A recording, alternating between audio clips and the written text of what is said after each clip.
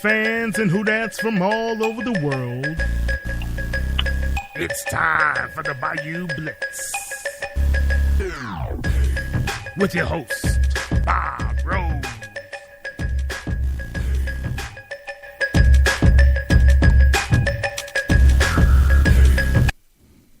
Happy Wednesday, New Orleans Saints fans of the Bayou Blitz, and fans of the NFL everywhere. I am Bob Rose. I am one of your co-hosts for tonight's Bayou Blitz, and we want to thank you again for having us into your homes and over your airwaves again on a happy Wednesday evening. I hope everybody is doing very, very well out there.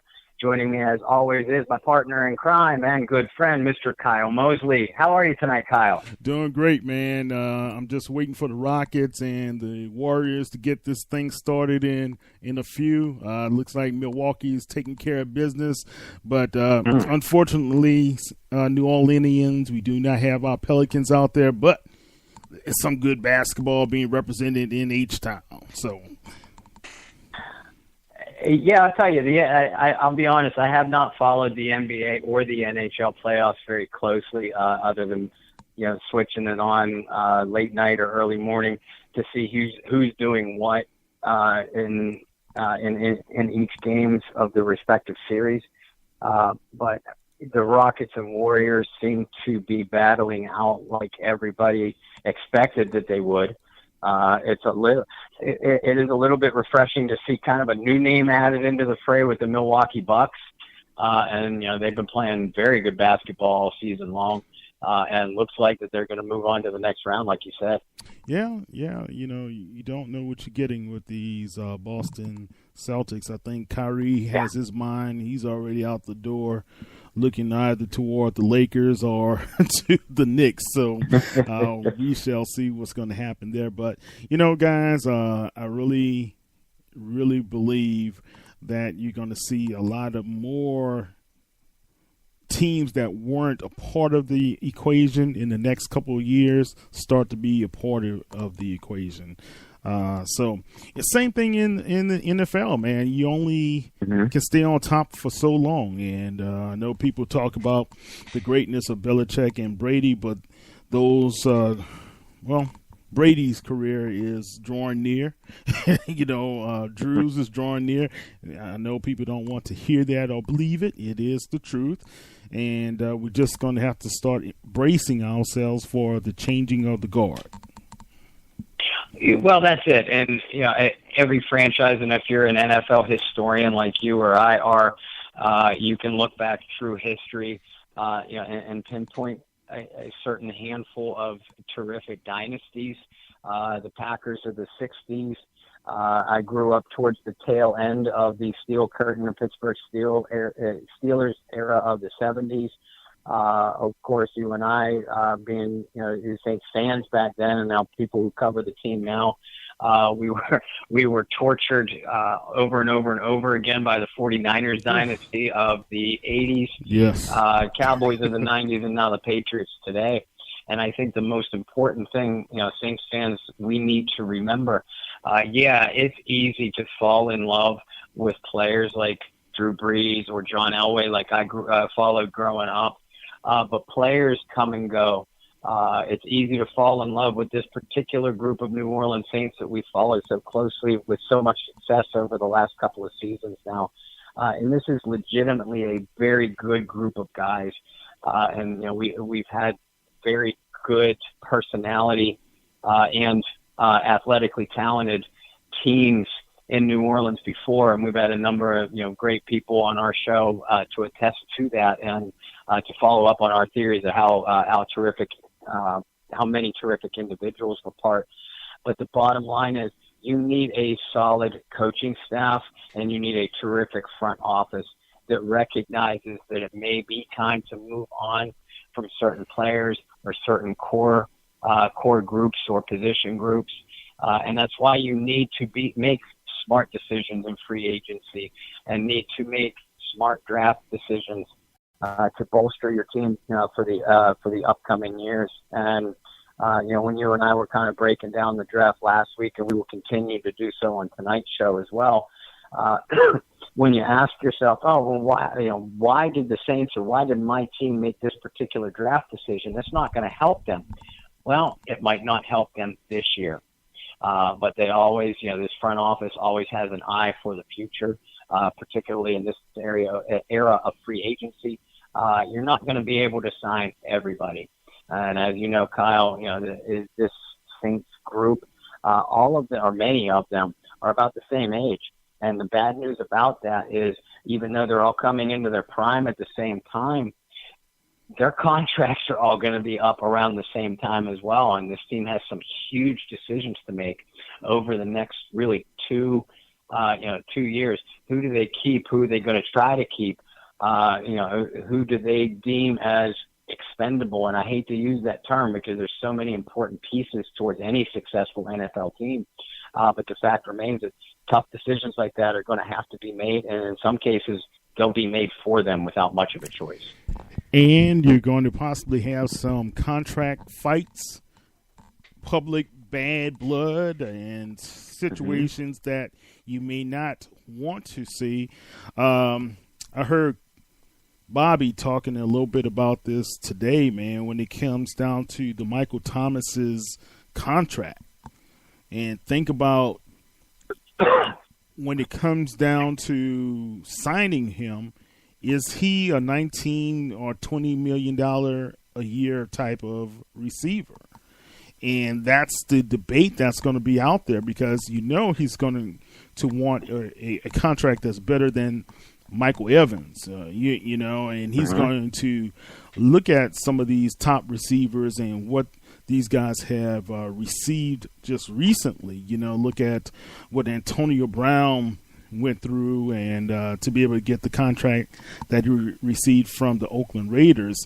These are serious dialogues that are taking place, guys, and that's why you go and look for the next level talent all the time. You should always be looking, just in case something doesn't go your way as an organization. You always have to keep in mind, who can you keep, who do you not keep, and if you decide to keep somebody, will it upset the balance? Not only for that season, Bob, and you know this, sometimes these contracts can upset the balance for several years and have negative impacts on certain teams for such a long time. So we have to be prudent in how we set up what's going to happen for the future of the New Orleans Saints. And, there may be one or two guys that we really love may not be a part of the fold. Yeah, absolutely. I couldn't agree more. And that is the culture of not only really the NFL, but throughout all of professional sports. I mean, no matter what sport you follow or what teams you follow, it happens everywhere. But of course, we are most focused on the New Orleans Saints, and you bring up probably the biggest point in Michael Thomas. And when you raise the question of is he a $19 or $20 million receiver per year? Well, the bottom line is that's what he's going to get paid at his next contract. The only question is, will that come from the New Orleans Saints or will it come from somebody else? It's Michael Thomas's turn to be the next highest paid receiver in the NFL. That's just the way that this contract is going to fall according to the timing of it. And the young man is one of the couple of most talented, not only wide receivers, but offensive players in the NFL. So while that's a lot of money to wrap your mind around, you can't argue with somebody that's trying to make a living and wants to be paid at the top of his profession. So he certainly deserves that. The argument that we're seeing on social media, and it's beginning to pick up some steam now that free agency has wound down and the draft is in our rearview mirror, is and I've seen a few people say it. Well, the Saints don't pay wide receivers that. Never well, did. Okay, that's true. That's true, and I see your point. But the Saints have also never had a wide receiver the caliber of Michael Thomas. Right. So a decision truly has to be made. I'd like to get your gut feeling on what you think is going to happen with Thomas.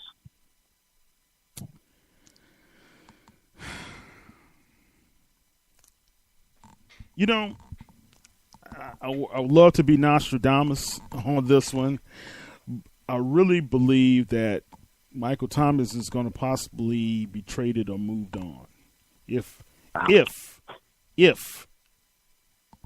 his agent and the team cannot come to some middle ground where they could possibly, I could see the team giving him, let's say, $14 million, okay, with the incentives or the sign-on bonus or something, or some guaranteed money somewhere. You know, I just cannot see them signing a wide receiver. Then you have to take care of Alvin Kamara and those guys and other people. I just can't see how this is going to make the team operable. That's a good word right there. Operable for the next several years if you give him that big contract. Now, let's think about it. Now, the team was able to operate with Drew at a $20 million contract, right? Mm-hmm. But that's your quarterback. So if you get another quarterback, they're going to want some of that type of money as well, because guess who? Russell Wilson just broke the curve for them, right? So you have guys who are doing well, and I'm all for somebody getting paid. Trust me. And I know how difficult in this day and age, especially with me being a part of the employment industry, getting someone paid is great. But you've got to see how your balance of your team is going to play out in the long run. And Belichick is a great example. He just won't do it, right? When it came down to Randy Moss, no matter how well he contributed to that team, right? He said, no, I'm not paying you over, what was it, over 10 million at that time? You know, and this guy's a Hall of Famer, and he knew he was going to be a future Hall of Famer. So when Belichick decided, no, it's not going to happen. So those are the tough situations that are going to be out there. So that's why I believe if you look at the Saints, man, they're bringing in guys at wide receiver. We're going to see some of these talented guys within the next few months and see how they can be able to contribute. Will they be at the level and talent of a Michael Thomas and working so hard and diligent at his craft? Maybe not. But we've got to be able to put things in perspective. The Saints just can't do it if you have all these other skilled players to be able to put on the payroll. And you bring up some outstanding points, and it's tough to disagree with you. But if I'm wearing Coach Payton's headset or sitting behind Mickey Loomis's desk, I keep circling back to the same thing. How could I let – and, you know, Thomas, in my opinion, is the best all-around wide receiver in the NFL right now. I would take him before any other receiver in the league at this very moment. So I just keep coming back to how can I let the best player at a particular position walk away from me if I can get him signed? Hold on. Was Jimmy Graham not the best at that time? You're right. Right? Outside. Yeah, certainly the debate was him or Gronkowski, and then everybody else. There was no question at that time, about that. I believe it was Jimmy Graham. I'm sorry, Gronkowski. I know you're a Hall of Famer to me, but all right. So that's where the emotion part becomes so delicate, right? Mm-hmm. You want to – the guys who contribute, right, the guys who are hard workers and you know what you're going to get from those guys game in and game out. Yeah, you want to reward them with great contracts, but you can't reward a skilled player with a great contract that's going to hurt your team. And I don't believe Bob, I'm an old guy now. A few years ago, I would have said, yeah, pay the man. But now I can see the long term and how when you do things a little bit in excess here and there, it disrupts other areas of your home, your life, your building, what you're doing within your team, your work environment. That's all I'm saying, man. I'm not saying he's not worth it. You would never hear me say that. But I just think what they're going to be faced with is going to be difficult for the team to sign him to that lucrative deal. It would be very difficult. I don't disagree. And in trying to predict one of the more unpredictable organizations in the NFL, and and sitting in our chairs, that's often what we try to do. I go back to what they did in the draft and what they did in free agency. I think that they are going to make a serious run and attempt at keeping Michael Thomas. And the reason that I believe that is because they didn't dive headfirst into the fray of overpaying free agent wide receivers, which is certainly not unusual with this team. They never have. They've always chosen to bring in their own wideouts, kind of homegrown products, develop them through the draft or even undrafted free agents. What was more telling to me, though, was while many of you were projecting that the Saints would draft a wide receiver very highly or perhaps with their first pick in the second round, I think it was very telling that they went another direction. And you can't argue with the direction that they went. You and I discussed that last week. But the fact that they are coming into the 2019 season with the same exact receiving core that they ended the 18 season with, Alibi much more healthy. You have Cam Meredith and Ted Ginn Jr. both coming back, presumably fully recovered. But Michael Thomas still sits at the top of that core. Sean Payton has always believed in his teams and scouting's department's ability to develop two positions, running back and wide receiver. And that's why we've never really seen any major moves in free agency with this team at either one of those positions. So I do think that if they don't manage to retain Michael Thomas, and remember, this team does have the franchise tag sitting potentially in their pocket if they cannot get a reasonable contract negotiated. So nobody is saying that Thomas will absolutely walk at the end of the 2019 season either. But if they cannot come up with a decent strategy that will not handcuff their team financially in other contract areas, you better believe that they feel confident in their ability to go out and get one in next year's draft or even the year after, if that's what it comes down to. Right. And I know people will not really agree with this, but Keith Kirkwood, I'm interested to see what's going to happen with his development this offseason. Me too. And you potentially might have something pretty good there with him, right? Traquan, we need to see what's going to happen with him. Third-round draft pick. He had an up-and-down season his first year. But, guys, remember, he was a rookie, okay? I went to the Sport Track.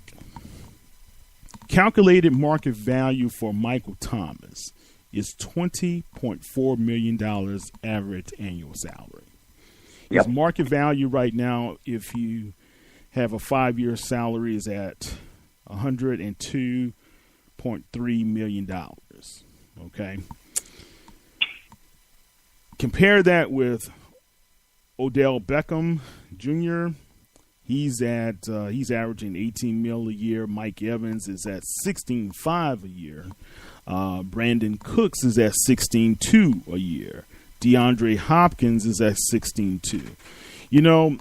Brandon Cooks is doing very good at that level. I'll be honest with you. The Rams, overpaid him in my estimation. But Brandon Cooks, closed mouths don't get fed, right? All right, so he got his. You look at Thomas, and he's going to be 26 when he goes into signing his next contract. His current age is 26. I'm sorry. So you look at what's projected for him. All I'm saying, guys, is that yes, he deserves the money, and no one would ever hear me say he does not. I'm just saying I don't know if he's going to get to that 20 mil per year level or even 19 mil per year level with the New Orleans Saints. Maybe with another squad, but not with the New Orleans Saints. I just don't see it. I could be wrong. I don't see it. That's all I'm saying. Well, and for many reasons that we both just pointed out, it will be very interesting to see what happens with Thomas over the summer and the early parts into the season. Because typically, if an NFL team is going to contractually extend a player like this in this situation coming into his final year, that's when it happens. Once we get a month or so into the regular season, it's not too many times that you will see a contract extension announced at that point in time. So if nothing does get done, then both parties have obviously decided that they are going to take it right down to the wire, which is fine. I mean, nobody wants a contract situation hanging over any player, let alone a star player's head, as they go into a very important regular season. So that part isn't unusual at all. We'll tell Saints fans that before they head over and start lining up on the bridges, just because Michael Thomas has not been re-signed come the beginning of October. The point is,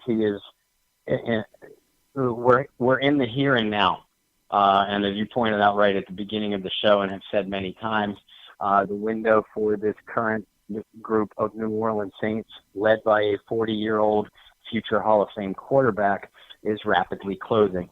And they are, every single man in that locker room and in that team facility, I promise you, are focused on what they need to do to close the deal and finally bust down that championship door for the 2019 season. They aren't worried right now about 2020, 21, et cetera, et cetera. That's a promise.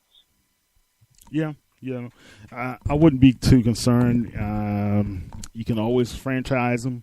So that's another option. If they franchise him, he will get, 18 mil, something like that. So we'll see, guys. We still have other guys to talk about.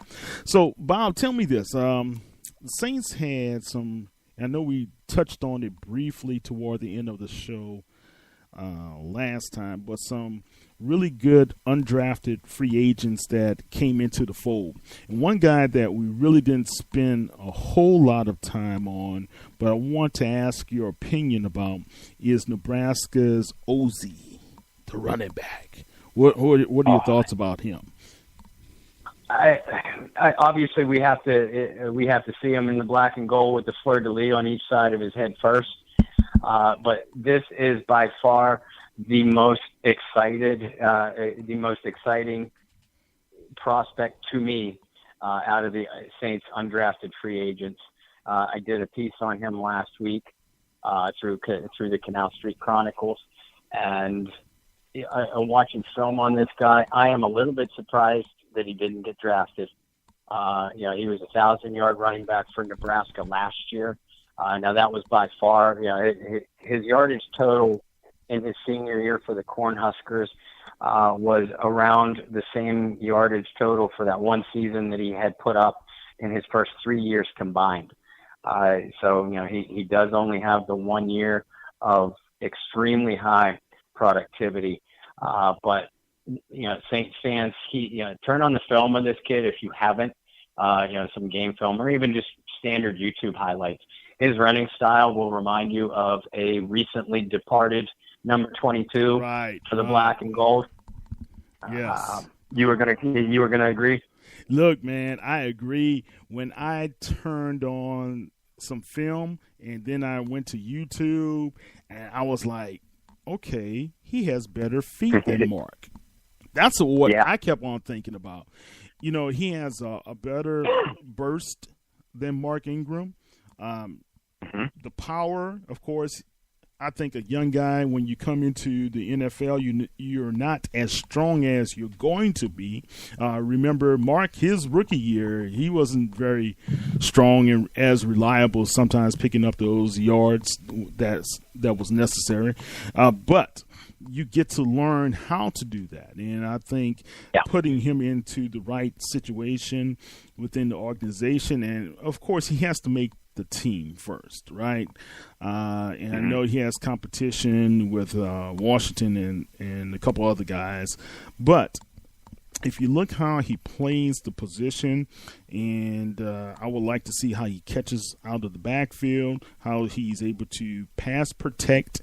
Those are the things that I'm interested to see how well he does versus running the football. Because if he can pass protect, pick up the assignments that's necessary, understand how to pick up those assignments, that's really putting you ahead of the game.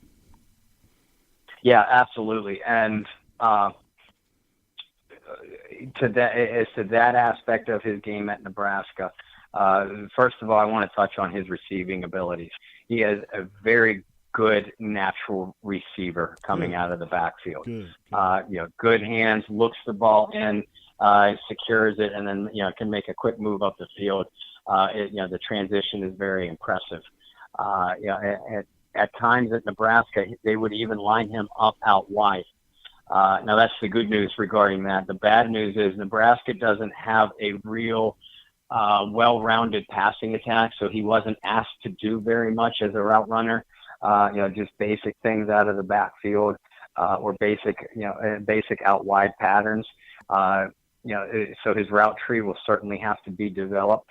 But as a pass blocker, and you're right, a lot of running backs that come in as late round draft choices or undrafted free agents, that and special teams are going to be how they make the team. We have seen a number of backs in recent Saints past that have run very well during the preseason. And then we all kind of scratch our heads when they get either cut or just put onto the practice squad. Well, that's the reason why we weren't paying close enough attention to their special teams contributions, or how they pass blocked, or how well they received out of the backfield, how good a receiver they were out of the backfield.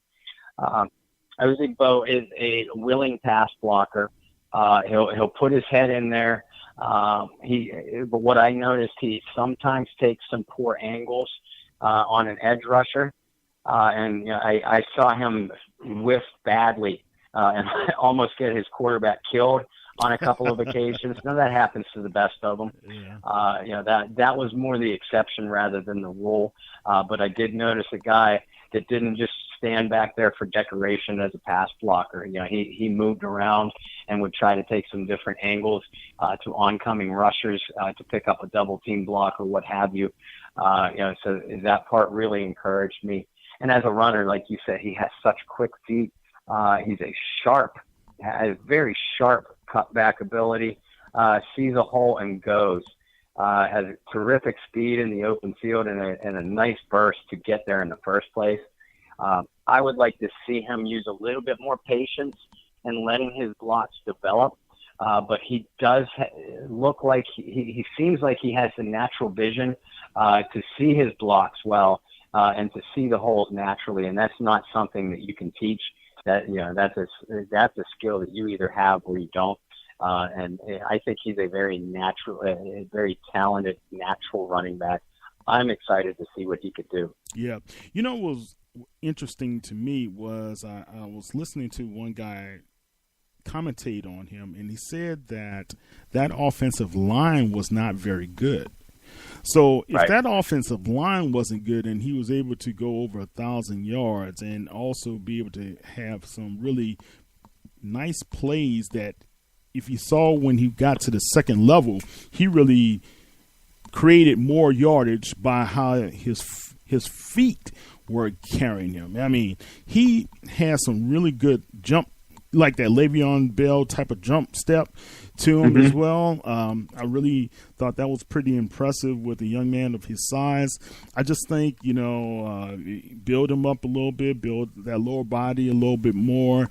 You've got something in him, and hopefully we can be able to see that during training camp as well as in the preseason. Yeah, and he's certainly, like you pointed out a minute ago, he's certainly coming into a position group where he has, on paper, a good chance. Alvin Kamara is your top running back. That's hands down. It's not going to be questioned by anybody. They brought in Latavius Murray to basically replace Mark Ingram and fill in the touches between the tackles close to the goal line in particular that Mark was able to give the team over the last couple of seasons. So Latavius probably isn't going to be challenged as the number 2 back. Dwayne Washington had some moments last year at the number 3 back, and I do like his abilities as a running back, and he's a decent receiver coming out of the backfield. And then after that, they're going to have a couple other guys in camp. But Divine really has a chance to unseat Washington. We have certainly seen Saints running backs come in as undrafted free agents in a tougher position than what Ozigbo is going to be facing. Pierre Thomas, Chris Ivory, Kyrie Robinson, they all unseated veterans and were not favorites at all to make the final roster, and not only did so, but ended up contributing offensively almost immediately. I don't know if he's going to be given that opportunity, but he certainly has running back outside of Murray and Kamara, who are obviously one of the better 1-2 punches in the league. They aren't real deep after those two, so that's probably a decent position in a year for him to come into and try to make this squad. Yeah, and I know the Saints picked up the other running back out of Kennesaw State, Darnell Holland, and he's a pretty good contributor on that team, but the level of competition wasn't high, so this is a young man who can either go ahead and make his presence felt with the Saints and possibly seek out the ability to get onto the practice squad, but I think Ozzy has a really great name. Number one. Yeah. I can hear it now in the dome, man, in a couple of years if he ever gets that opportunity. Give it to OZ. Think about it, man. That would be one of those great names to have a part of the New Orleans Saints and Who Dat Nation lore, So I'm pretty interested to see how he does. For sure. There's 2 guys on the defensive side of the ball, too. I know everybody is talking about Porter Gustin, the edge rusher, outside linebacker from USC. Now, I'll be honest, I haven't had much of an opportunity to watch too much on Gustin yet. But one guy that I was surprised went undrafted, but am certainly happy that the Saints inked him almost immediately after the draft, was a very active linebacker out of Utah, Chase Hansen. He has a lot of speed and is a good cover linebacker with terrific blitzing ability. And for a very good Utah defense, by the way. They were near the top of the NCAA in most major defensive categories in 2018, and Hansen was one of their team captains. The only thing that concerns me about Chase is that he is a little undersized. He actually came to the Utah program as a defensive back and was converted after about a year or so in the program up to linebacker. But it is those defensive back tendencies that allow him to stick pretty close to even the most athletic tight end in coverage or backs coming out of the backfield. And he has really explosive blitzing ability too. Yeah. If he can get some strength up at the point of attack, he could be a real find for them. Yeah, I was listening to Craig Robertson talk to Bobby, and Bobby was emphasizing the special teams unit, right? And Craig being an undrafted free agent and making the mark in the National Football League, and when he's gotten his opportunities to step in, he's really stepped in well for the New Orleans Saints and played very well when he was with Cleveland, right? So, yeah. But if you look at Caden Ellis, the young man you just talked about, Chase Hansen, as well as, what was the other guy, Porter Gustin, right? Those guys are kind of similar. You know, they have some similarities in how they play, and they play like, I hate to say old school football players, but they do. Okay. But the guy that really intrigued me out of BYU was Corbin Kaufusi. That defensive end at 6'9", and you've got to watch some of his YouTube videos, Bob. Man, that guy, he's not very strong, but he's long, and he was a special teams wreck for that team. I saw him block at least 4 kicks.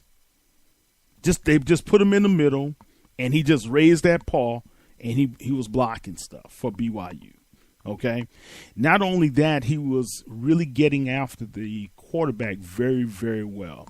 And what's cool about him also, if you listen to any of his interviews, he's like one of these surfer dudes, you know, man, you know, and he's really cool. He's very intriguing, and I think people in the Who Dat Nation can fall in love with him. He's one of the guys that I think he's a better Trey Hendrickson. That's how I look at it. Well, and I apologize. I have not gotten a chance to watch very much on Kaufusi either. But I've heard many of the same things that you just pointed out.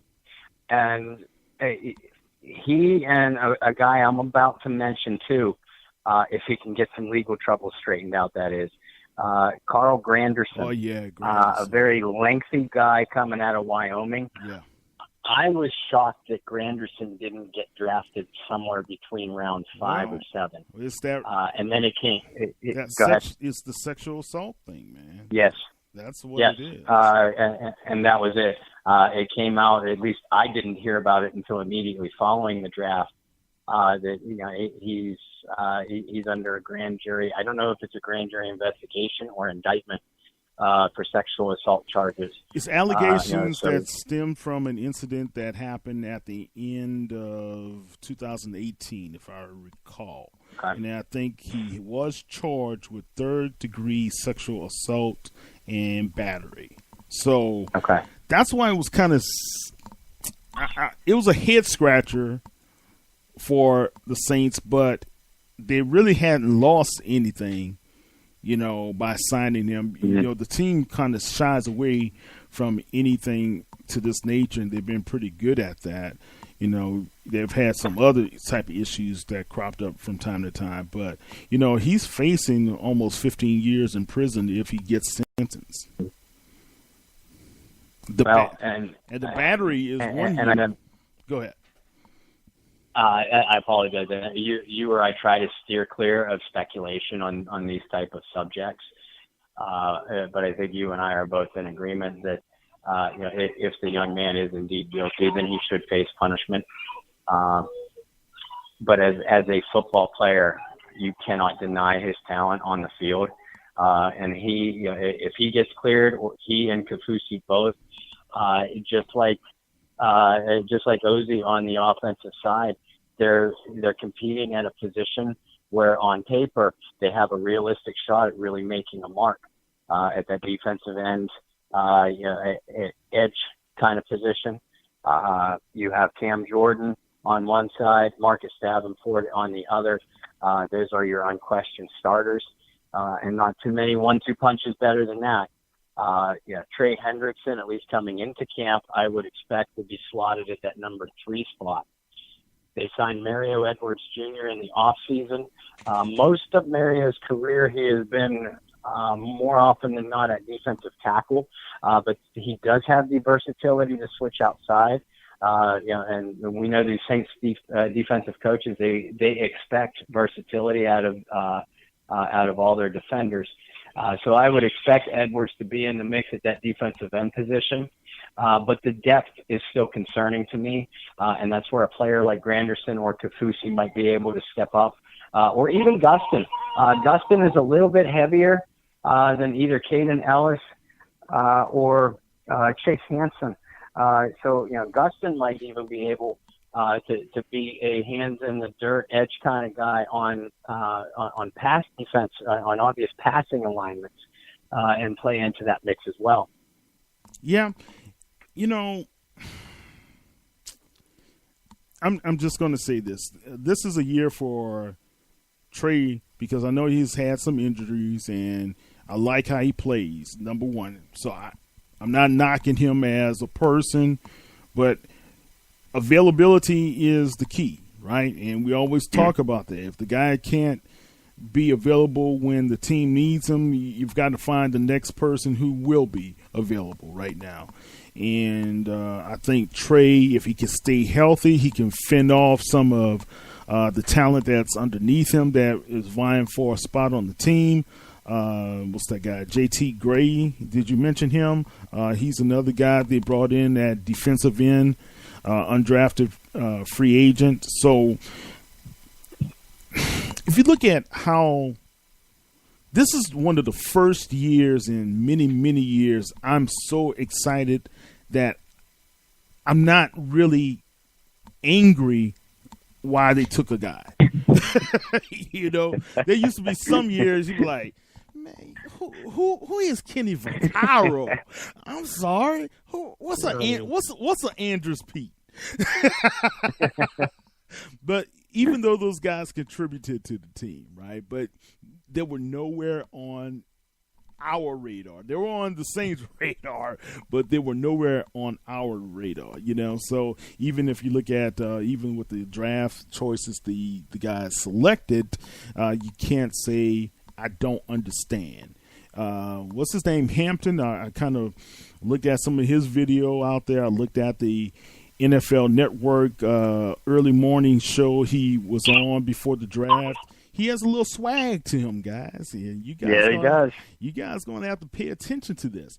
And that's the one thing that Marcus, being the quiet, humble type of young man, and congratulations, Marcus Williams, for obtaining your degree from college, man. And I'm really excited. I'm glad he stood with it and went back and finished up his degree. Those are the things I believe that Sean Payton and those guys are waiting to see. Using his instincts like he did his rookie year, or being able to be hard-nosed and tough at the strong safety or free safety position, whichever one they're going to use him in, right? Because if you look at CGJ,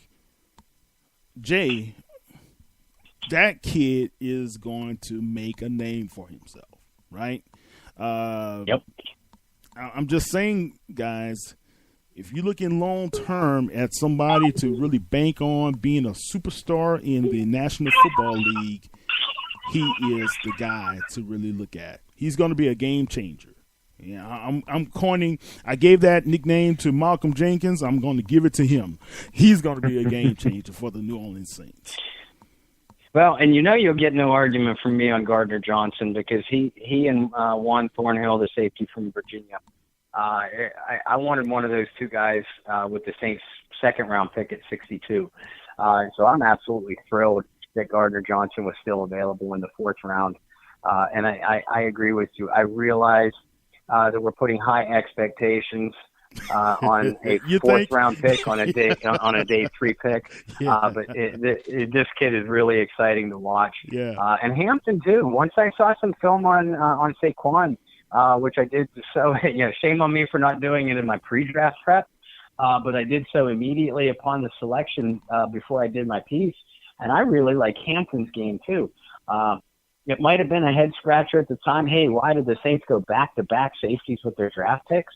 But when you look at Marcus Williams And he did struggle last year, certainly compared to his rookie season. And Von Bell's contract situation, which is up at the end of this coming season. Right. So I think that the Saints could turn out to look like geniuses if they hit on even one of these picks big. But if both players come through big, that makes the safety position not only very, very deep, but very versatile too. Williams has some nice man-to-man coverage abilities. Vaughn has improved in his slot coverage each year. Gardner Johnson is a cover guy. He played cornerback at times for the Florida Gators defense. So he has that natural cover ability. And even Hampton, Saquon has the speed in him, nice recovery speed, and certainly the aggressiveness to take on a bigger tight end or a tight end or a bigger wideout in the slot. So that potential versatility at the safety position, it could give this defense a real shot in the arm.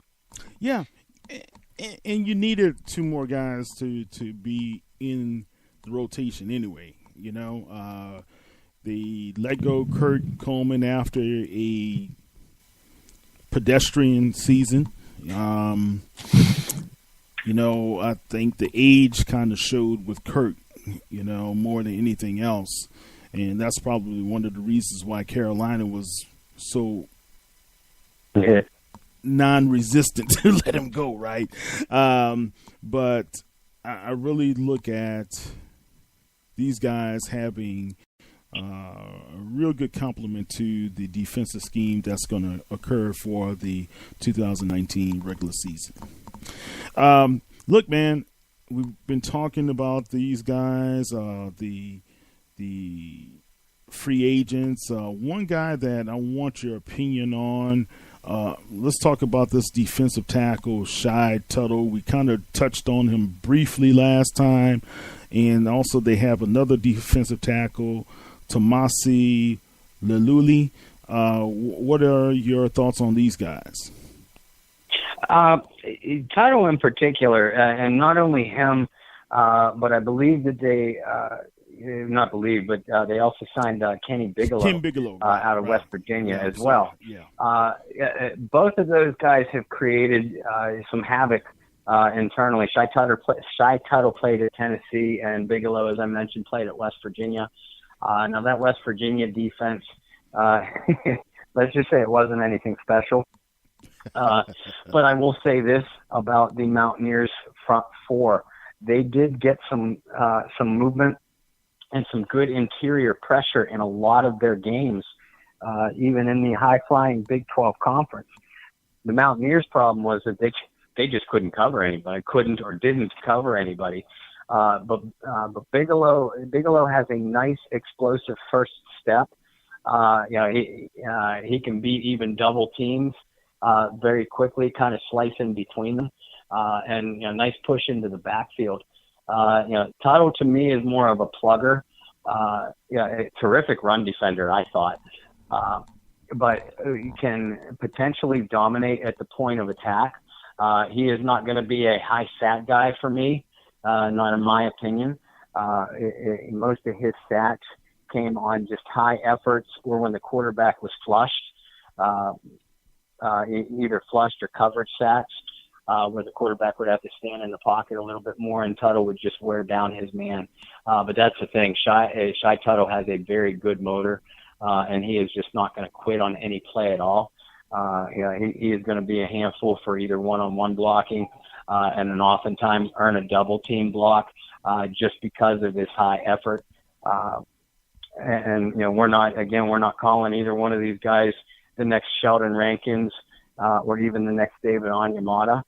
But with the opportunity at the Saints defensive tackle position, with Rankins going to miss likely at least the first half of the season, and Onyemata potentially facing a 2 to 4 game league suspension, although nothing has been officially announced yet. They signed the Saints did. They signed Malcolm Brown as a free agent, which I think is going to turn out to be a highly underrated free agent signing. But they lost Tyler Davison as a free agent. And while Taylor Stallworth as a rookie did some nice things as an undrafted rookie last year, I'd still like to see them, get a little bit deeper at that position, and either Tuttle or Bigelow are going to have an opportunity to do what Stallworth did, kind of impress on the inside early on in preseason and just kind of hold on to a roster spot. Yeah, and I'm fine with those guys as long as they don't do a Jonathan Sullivan, That's all I'm saying. Welcome to the show tonight, the editor of the Canal Street Chronicles, Mr. John Hendrix. What's happening, John? Hey, guys, I'm sorry. It's later than I wanted it to be, but better late than never, man. That's okay, man. No, that's okay. That's okay. We appreciate you joining us because Kyle is now privileged to be working with the prettiest two writers at the Canal Street Chronicles. I know you're not talking about me. Well, you're number two, of course. Oh, okay, gotcha. All right, well, I guess I'll accept that then. Oh, my goodness. Well, how you doing tonight, John? How's life, John? It's good, man. It's good. So it's moving along. My boys are growing quick, and, it's just things are going good with the job, and it's just only getting better, and now we're back in football season mode and kind of getting there. So, it's just one of those things, man. Life is evolving really nicely. I hope it is for you, too, as well. Yeah, it is. Oh, good. As all of us have been doing, talking about all off-season, the Saints off-season free agent signings, and then obviously most recently the draft. But John, I'd like to start with the draft for you. Was there anything that really surprised you about the Saints draft picks and any kind of direction that they did or didn't go? You know what? Look, I guess you could say for this team and just covering this team for so long is I don't think anything really surprises me anymore, right? And it's just about the same people who say, oh, well, there's no way Sean Payton's going to trade up. And it's like, have you paid attention to these drafts before? And you understand what's going to happen and how aggressive Sean is and all this good stuff. So, look, I look at all they're moving up in the to get McCoy. I think that was a huge move for them. And obviously, the only thing I hate is giving back a second-round pick for the next year. But, I can live with that because this is a guy who's going to be, pretty much just somebody who can start for you 5 to 10 years, a good 5 to 10 years, just depending if you keep him and all that other good stuff. So, look, I'm really excited about what happens and what he brings to the table. And I'm excited about this undrafted rookie class. And then really, I don't see, when looking over it, I thought maybe they'd take a linebacker earlier, maybe a wide receiver. That might have been the only surprise to me. Excuse me. Now that we know, and we'll talk about the free agent signings a little bit more specifically in a minute, but do you see any glaring, I'll call them a weak spot, but that's only for lack of a better term. Do you see any glaring weak spots or positions that concern you, either at starting or with depth? Starting is automatically off the top of my head is wide receiver. Just because you've got Michael Thomas, which we know about Michael Thomas. He's great. He's also in the last year of his contract. Same thing with Ted Ginn Jr., Cameron Meredith. Look, you bring him in from Chicago, you sign him to a pretty lucrative restricted free agent tender, and Chicago doesn't match. And unfortunately, his first year didn't go anything like what we thought it was going to be. And then you got Kirkwood and Traquan Smith, the undrafted guy. Or, I'm sorry, not Traquan, but Kirkwood, and they were expected to have a larger role, and they kind of fizzled out after having some flashes, and ultimately didn't do too much for this team down the line. And Austin Carr is a guy who's been in this offense for a while and not really do too much there. And so I feel between that's an area right now that kind of concerns me, just because they got to get somebody that's a step up and be consistent, because you've got Drew Brees throwing passes to you, and whether it's just not running right routes or getting separation or just whatever it may be.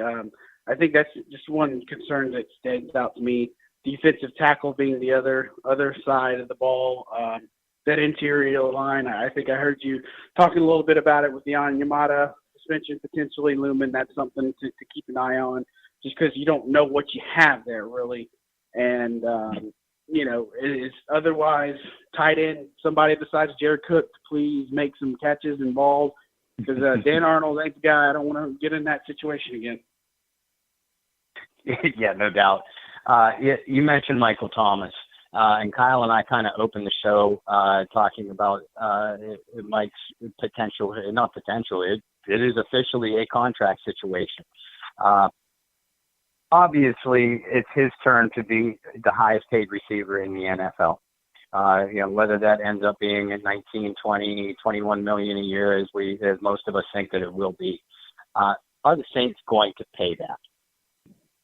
I mean, it's anyone's guess, but I tell you what, I think they got to be smart about how they approach it, because I feel like there's a line where you got to draw you a line in the sand where I don't know if I'd pay him over, 19 or 20 million a year. I think the sweet spot for me would be something what DeAndre Hopkins got on his deal a while back, and I think it's more in the guarantees, not more in the actual, what the contract is and how much per year. But I think 17.5 to 18.5 is probably the ideal spot.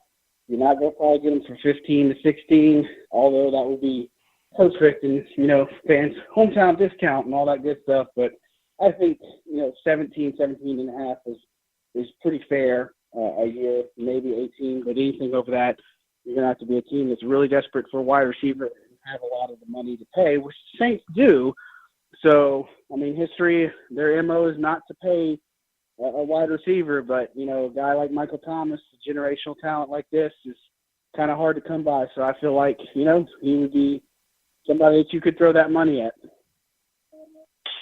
Yeah, and we kind of echoed that same kind of sentiment potentially, because we've all heard the arguments. The Saints don't pay any wide receiver that amount of money. The Saints have also never had a Michael Thomas. Is the fact that Sean Payton didn't draft a wide receiver at all telling to the fact that either A, they're really prepared to do whatever it takes to keep Thomas, or that B, they think a lot higher of Traquan Smith and Keith Kirkwood than some other people might? Well, look, I think it speaks that they feel like they can get the leaps from their wide receivers, and I would tend to agree. I really feel that they can get that production, and some of these undrafted guys that they brought in, that's something to pay attention to. And I guess my thing is, you could have brought in a high round pick. You could have got a lot of wide receivers that were on the board, and you didn't. So that tells me, A, you feel good about what you have, and then B, it's going to be a let's see what happens type thing in training camp, and let the best wide receivers come on. And I wouldn't rule out anything down the line, because how Sean Payton works, that you'll always bring those veterans into camp to just see what happens, or something along that lines, just to kind of mix it up. But look, I think when you look at this offense and you look at just everything that's brought in, with Jared Cook being a huge addition, and the tight end group is really going to open up the offense. And so I think the opportunities will come more for somebody like Kirkwood or Traquan Smith, but at the same time, they got to make sure that they show everything in camp to prove that they're ready for it. And but I think Cook's an element in this offense that's going to really help this wide receiver. Yeah, I couldn't agree more. And when you look at the Saints free agent signings coupled with their draft pick additions, most people expect Eric McCoy to at the very least compete hard for a starting job. You mentioned Jared Cook, and I don't think you can be a Saints fan and not love this signing and what it could mean to the offense. Latavius Murray, you expect him to get anywhere from 12 to 15 touches a game, up to 12 to 15 touches a game, and at least adequately replace Mark Ingram's production. Now, outside of those three guys, what other free agent signing or draft pick do you think that really people should be talking more about, or that you've thought to yourself, wow, that is a good pickup? I think that Malcolm Brown is such an underrated signing that most people aren't talking about. He's the guy with the Patriots, and everybody knows about the Patriots and their defense. Maybe not the craziest, not the craziest signing that you're going to go gaga for or anything like that. But look, I feel that this is a move that, when you see what happened with Tyler Davison, they didn't re-sign him. I mean, he was going to test the market anyways. That was just what was going to happen.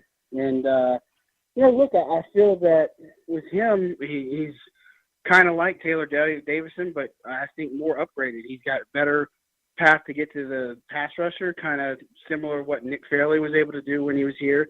And I'm not saying that he's Nick Fairley, but again, I feel good about what he brings on both sides of his game to where he can kind of affect that interior line to disrupt the passer, and that's going to help out the linebackers and help out the pass rushers. I think that's one to where you're just going to have to keep an eye on. But and he has a huge, almost immediate thing where he has to step in, right? Because, again, you don't know what's going to happen with Onyemata. And then as far as Sheldon Rankins, maybe he's had a schedule. You look at all the stuff that's being said, and you're just like, well, let's not worry about that, first of all, and then let's not bank on that fact. Because, look, I felt good about what happened with Alex Okafor the year before, when he had the same type of injury, and he was able to rehab and come back, and he was doing really well. So that prognosis looks good for Rankins, but it's something that we got to pay attention to. So Malcolm Brown is the guy I'd look at free agency wise, and then as far as the draft, Chauncey Gardner-Johnson is the other guy. I just feel like for him, the Saints to get him, a player like him, in the fourth round is just absolutely incredible. And, he's a guy, obviously, who look at special teams, but when you look at a little bit, further, because some people have a misconception thinking that he's a Marcus Williams replacement. It's not that. It's more of a Von Bell insurance policy and a Von Bell replacement. And, this is not necessarily a team that says, hey, you don't necessarily run any more 3 safety sets. You just don't know what you're going to get with this team. So maybe he's a guy who's more in on those 3 safety sets. But I think that was a huge pickup for this team, and is going to pay off a lot sooner rather than later. Now, how about the flip side of the coin? Be it a draft pick or a free agent signing that you would call questionable at best. Somebody that you just said to yourself, man, I don't see the fit here. The biggest thing as far as the draft picks, maybe you look at Saquon Hampton taking another defensive back, the guy from Rutgers.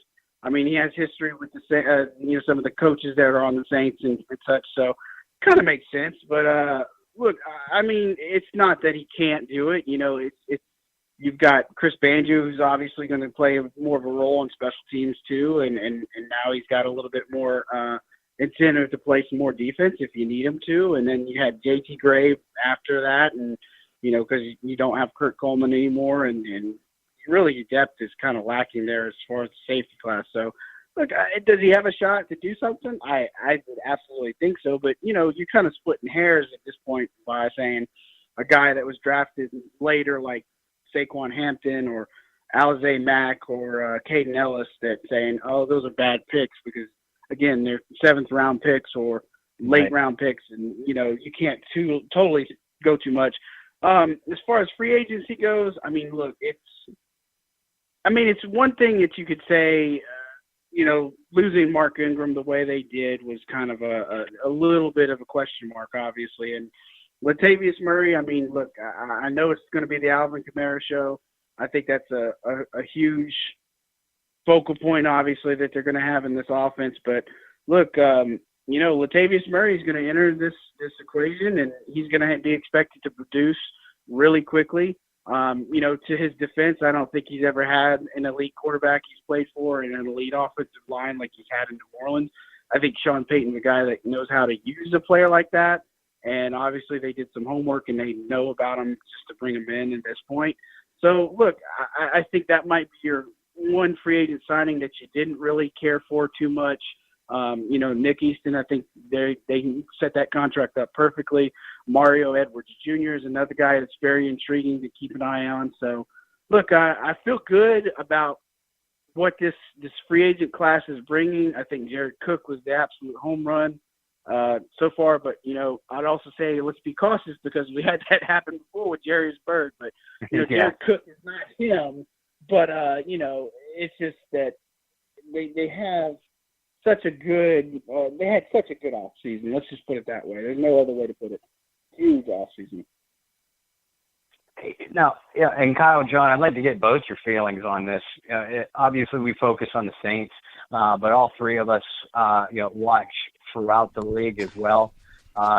Despite what some accusations have been thrown at us on Twitter, and we keep particularly close eye on obviously our division and our other competitors throughout the NFC. I'd like to hear from both of you who you think looked like they got a lot better, be it a divisional foe or one of the other top contenders in the NFC. Nobody. No, I'm not delusional. I'm not delusional. I think Kyle has a point. I mean, it's not saying that nobody got better, but let's look at it. They run it down. So Carolina, everybody knows how they live, breathe, and die. It's going to be by Cam Newton, and he's got a huge question mark right now with his rehab and such. So that's just one area, that you just look at, and the days of them relying on that stellar defense are pretty much gone. So look, I mean, this is a team that started red hot last year and it just absolutely just fell and circled down the toilet. So I don't know that you say that they got totally better. The Falcons, they drafted 2 offensive linemen in their picks. I mean, I don't get that because this is a defense that was absolutely horrendous. And I don't think Deion Jones, as great as he is going to be the one person or piece that fixes the team. And that Falcons team. So that's just another thing in observation. And then the Bucks are the wild card because we've always banked on the Bucks saying, hey, this is a team that they've assembled that looks good on paper. They got all these weapons and blah, blah, blah. And Bruce Arians comes to the fold. And I want to believe that this is a team that probably got better just because Bruce Arians is on the scene. But, losing Jason Pierre-Paul is going to hurt them, obviously. And I don't know. I'm with Kyle. I don't know if anybody got better. Got better. You and think about this, John and Bob. That picking of Greer in Carolina, to me, was more of a telling sign of where they want the future of this team to go. Cam Newton is not in their long-term goals for Carolina. Unless he comes in with an MVP type of season, I think they're going to go to Greer pretty soon. Or he gets traded out or something to that nature happens. If you look at the Bucks, you would have thought the Bucks were going to do, like you said, a little bit more on defense or, make some splashes here or there. You still don't know what's going to happen with the Gerald McCoy situation. I know they got big VV in the middle, but you having someone next to him, I would have thought that would have been more of a priority for them as well. Atlanta is such an enigma. And they always want to troll us. That's what's so crazy. And, John, I was right behind you on that. I don't know if you saw, I was dogging out Jeff from that Athletic up there or whatever. He's a good writer. Yeah. He's a good writer, but I was just like, what the heck are you talking about? I mean, we've had more iconic moments and historical moments in our Superdome than all 3 of their stadiums that they ever had, Fulton County to the Georgia Dome to that Origami Stadium that they have currently. But anyway, I know I got off on a tangent.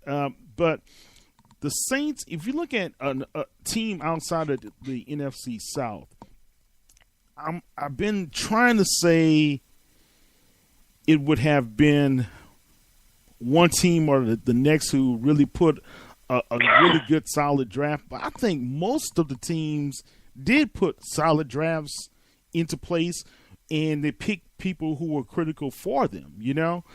Not all were outstanding, and people can argue ours was not an A+, an A or A-. But I've got to say, man, when you look at the talent in this draft, you have to be impressed across the board with how teams selected. Absolutely.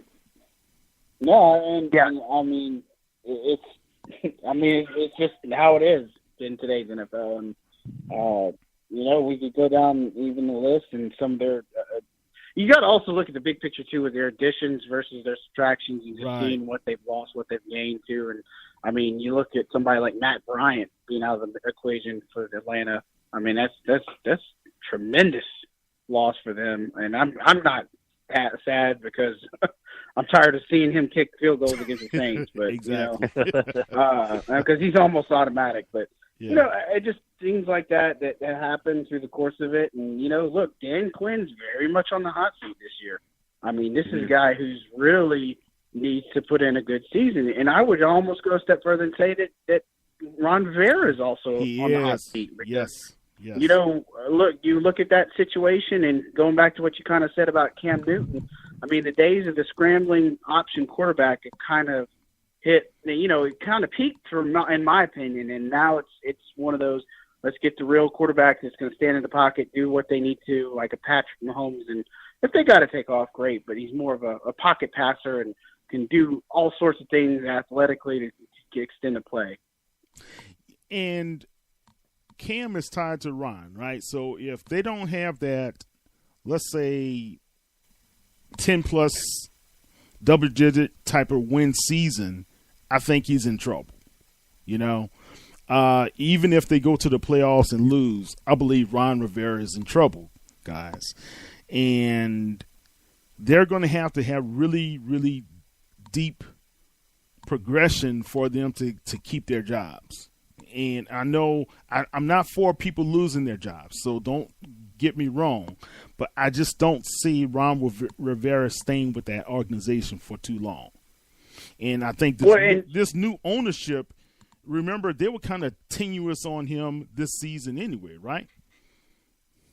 Yeah, it's one of those things. And what I was going to bring up is, look, this is a crazy Panthers team, right? So this is a team removed a year from the playoffs. I get that, but the year before they were 6-10, and then the year before that they were 15-1 and lost the Super Bowl. So it's really weird how they've done. And when you look at the whole picture from when Rivera's been on this team since 2011, they've only had 3 really winning seasons throughout the entire duration of Rivera's tenure. And I mean, that's sure they made the playoffs when they went 7-8-1 that whole year where nobody wanted to win NFC South or do anything. But I mean, look, to say he's not on the hot seat or he has to do something and show him something is absolutely spot on.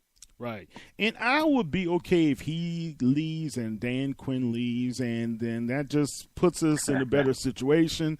But I like old boy in Tampa so much. Aaron's is such a cool guy, It's going to be some battles, and I believe we're going to see a progression for Mr. Winston, and let's see how that really translates to wins for them, but hopefully no more than probably one.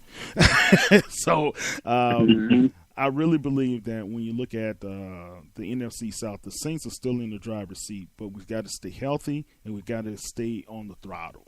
That's the key. And to piggyback off points both you guys made, it's really tough to look at this Saints roster from top to bottom and say that they're really weak at any position. I mean, there's a few, 2 or 3 spots that I think all 3 of us agree on. We're a little bit concerned about depth. There's a couple guys that we're hoping are going to be able to either step up in Cam Meredith's case or rebound in Marcus Williams' case. But then when you compare that not only through the rest of the division, but through the rest of the NFC, it's tough to say that anybody is nobody is heads and shoulders. But it's really tough to put anybody else's roster up against the Saints roster from top to bottom and say that the Saints aren't the better team on paper. And I'm including the Rams. I think a lot of people overlook some of the names that the Rams lost. And we all knew the mercenaries that they brought on, that they weren't going to be able to retain all of those guys. Now, LA, I think, in my opinion, LA drafted pretty well, but you really have to put at the top of the heap in the NFC. Not much has changed. In my opinion, it's still the Saints, Rams, and probably Eagles. Well, if you look at the post-draft, I guess, grades, and I was very shocked and surprised that the NFL Network had the Saints at number 1. Did you see that, John? Yeah, no, I think, and look, for as few draft picks as you have, I mean, look, that's what happens, and, I don't know if I say surprised, but, you look at it, too, it just to what Bob was just saying is the Rams are in a division now where the competition got better. It really has, and you got Seattle, who's a legitimate contender, who's going to threaten. You've got the 49ers who are going to get Jimmy Garoppolo back, and they have big plans and aspirations, and I have a feeling that they're going to make a lot more noise.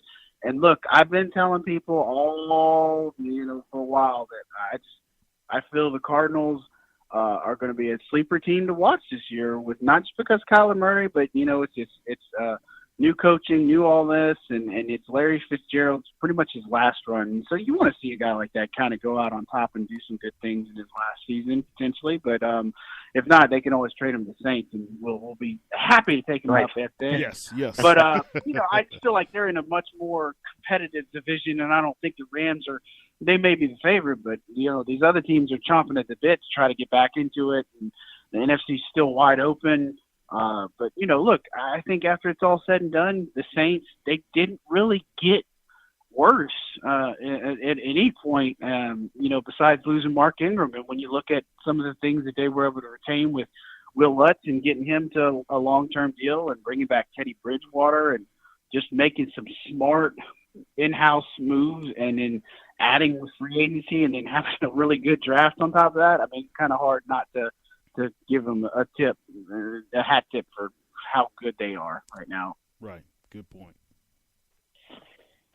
And John, I don't want to keep you away from your family too much longer, but I did want to ask you this too. We're coming up on a couple sessions at OTAs and then mandatory mini camp. I think it's June 4th through 6th or something like that. So and I realize that it's way too early to be backing veterans into a corner. But what are a couple of veterans coming into the summer that you would say, as of right now, are going to have to really step it up to even have a spot on this team? Yeah, it is tough. And, just looking at everything that's happening right now, I would just go to it. And first of all, we're going to get our first look at the team really on Saturday. So that's going to be something to be really good and interested. Look, I know what they were able to do with some guys last year. And again, we talked about keeping people with like TJ Williams was smart, Ken Crawley was smart. I think they're going to expect a lot out of Patrick Robinson, I know he got hurt and they're going to rely on him a lot, but let's face it, if he gets hurt or something has some setbacks, that wouldn't be a surprise to me. Ted Ginn Jr. is another guy. I mean, these are older veterans who kind of had more injury or been injury prone, so I guess maybe that's not fair to them. But those would probably be the guys that maybe stand out to me as of right now. I think as far as most of the roster, and when you look across it, they're pretty set. I mean, we could go down the list and we could probably pick out the 40 people who are going to make the roster. The only other players that I might keep an eye on, just because crazy things happen during the course of the year, you might look and see what Andres Pete's future is going to be like, if they did pick up his fifth-year option. Maybe they look at making a later trade, potentially something like that. Maybe you look at, see what happens with Trey Hendrickson. He might be somebody who, they've expected a lot out of him, and maybe he just hasn't done as much as they thought. But, just a couple off the top of my head that could be there. A guy like A.J. Klein, they didn't really bring in much to challenge him, so I would assume he's okay and good to go. But, that surprised me there, John. Why? Why do you – because Klein did not have a great start of the season. He finished strong, but still no one was really put in that position, and they let Te'o walk. Yeah, and look, Klein, again, he's a guy who's very much improved, and that's saying a lot, I guess. Or maybe it's not saying a lot, because when he came in, his first year was just horrible. And I think they found the spot, and they finally found the complement to him, and that's Demario Davis. And, it was good getting Alex Anzalone in there, because obviously he was that speed factor. And Klein, I mean, look, he's a smart Sam. He's a smart guy. He can play that strong side for you, and he can do a lot of good things. But there's still times where he just doesn't take the right edges, or he just doesn't make what tackles he needs to, or blows an assignment. I mean, that happens to everybody. But, I guess I'm with you, too. I mean, you had to have somebody that could have maybe slid over that way, and that's kind of what the Saints do, is they find the players that's not going to be dedicated to one particular position and where you play. So it's not like, hey, you're just a middle linebacker these days. You're going to have to be playing weak side, and you're going to have to play strong side. So they may have something in this Caden Ellis, maybe somebody take a look at and keep an eye on. But, look, I think the competition is going to be wide open for guys not named Demario Davis or Alex Anzalone. Oh, John, we thank you so much for taking some time out of your schedule. I know you're crazy busy. If you don't mind, tell our listeners how they can follow you and follow your work. Yeah, no problem, guys. I'm happy to give you time all the time. So, plenty of ties to Kyle and you, Bob, too, and very well respected. And, I really do appreciate everything that y'all do for me. And, vice versa. I'm glad to help out any way I can. But, you guys can follow me on Twitter at John J. Hendrix. Hendrix just like Jimmy. Canal Street Chronicles.com. Bob's the glue that's holding it together, him and Dunn's right now. And then you can also find some stuff on Forbes from me. We're hopefully going to have a good, exciting year with them. Awesome.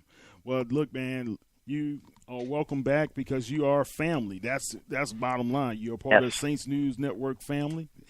You've been here, and you can always know that we're going to support whatever you guys do at Canal Street Chronicles, okay? Good deal, Kyle. I appreciate it, man. Thank you guys for having me. No problem, dude. All right, thanks, Bob. Have a great night. Y'all too, thanks. All right.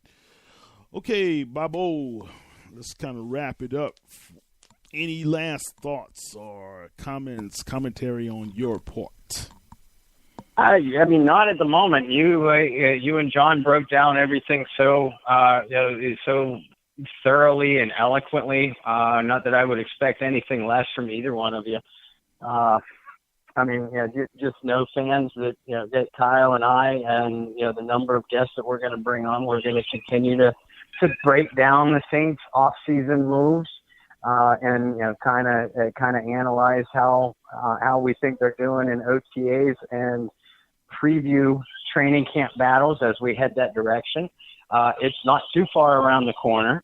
I think I saw someone post on actually on our page, the Bayou Blitz page, that the first game is only 125 days away.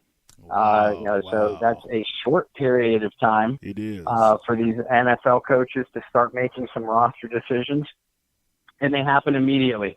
The cuts might not happen for a couple of months, but roster decisions start to be made immediately. So Kyle and I are going to be there, kind of reporting to you the best of our abilities, and we're going to have some more exciting guests. But we want to thank John for taking some time out of his extremely busy schedule to join us yet again, and I'm sure we're going to be checking in with him at least once over the summer as well. Yeah, definitely. Look, and I'm going to say this, man. There's a lot to be excited about. Fans, when you have an opportunity, especially during training camp, to be able to go out there and visit. Barry Hurstis of the Saints News Network, he's going to be covering as well. So we've got some good coverage that's going to be coming through our network. So make sure you stay abreast to what's happening out there, either through the Saints News Network or the Canal Street Chronicles guys with Bob and John and Deuce and all those guys. Now, Deuce is writing for The Athletic as well. Is that correct? That is correct. Deuce is writing for The Athletic. He still does contribute some pieces to Canal Street. But like John said, he's Mr. Hendrix is the leader of the pack over there, and a great boss. You and he both are. So I want to thank you both personally for all the help that you've given me. I'm not a boss. I'm just a guy. I'm just a guy. That's all I am. But I mean, over there at Canal Street Chronicles, Chris Tunnels gives out a couple of really good pieces each week as well, and there's a number of other fine contributing writers. So fans really, I mean, do yourself the favor, follow closely both the Saints News Network and Canal Street Chronicles. I mean, we appreciate your listens on our podcast. But both networks give out at least one or two stories daily. And we try to not only keep up with breaking news, we try to give you analysis articles, opinion articles. There's a nice mix. I speak for all of my brethren when we say we welcome all opinions and suggestions too. And we all want to thank you for your support. Yeah, and also if there are any young guys who want to be interns this summer and have some credit on your college resume and want to contribute to some sports writing or sports, how to produce podcasts, whatever, just hit me up at kmosley@saintsnews.net. And then we can help facilitate that for you guys.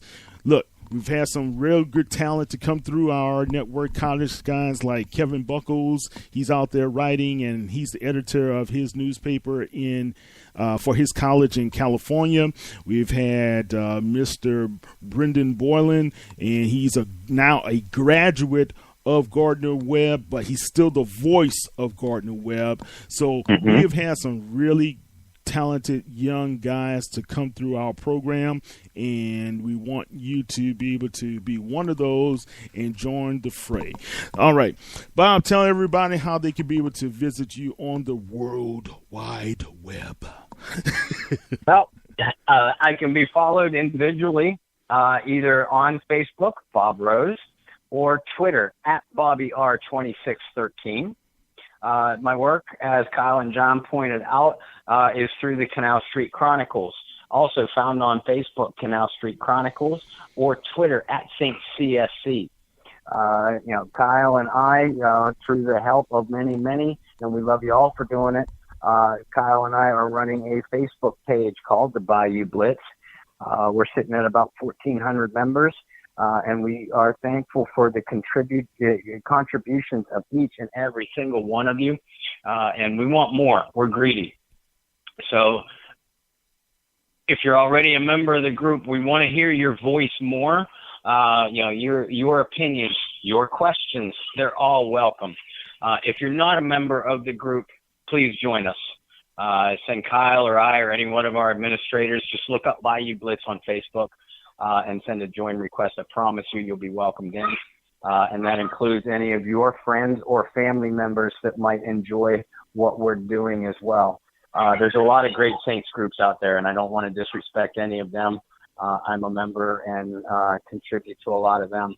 But I know I speak for Kyle, too. We're both very proud of what this Bayou Blitz Facebook page is doing, and it's because of you guys, and we thank you and love you a lot for it. Yep, definitely. And don't forget, you guys can follow everything on the internet with www.saintsnewsnetwork.com, where Barry Hurstis as the featured editor as well as columnist on the page and the site. Sometimes I contribute some stories here and there. You will have more coming from me as well as a couple other guys. And if you want to be one of the writers and contributors, you are more than welcome to hit me up again at saintsnews.net or just kmosley@saintsnews.net. You can be able to send me a note and we'll put you into the system. Also, don't forget to follow us at Saints News on Twitter, Instagram, as well as on Facebook. This is Kyle T. Mosley of the Saints News Network. We'll be back same time, same network, same back channel. And all you Game of Thrones fans, it's going to be a wild one. This last one, we thought the long night, it was wild. wait to happen this next Sunday. Then we'll see who's going to possibly end up, if not end up, on the Iron Throne. All right, guys. And we got to say one more thing. Say some prayers out there in our country. There's a lot of crazy stuff going on, and just keep yourself safe right now. And, summertime and springtime, things get kind of crazy, right, Bob? So let's just stay safe. Who Dat Nation. All right, this is Kyle T. Mosley with Bob Rose of the Bayou Blitz. Take care. Have a good one. Who Dat? Take care. Yes. Bye.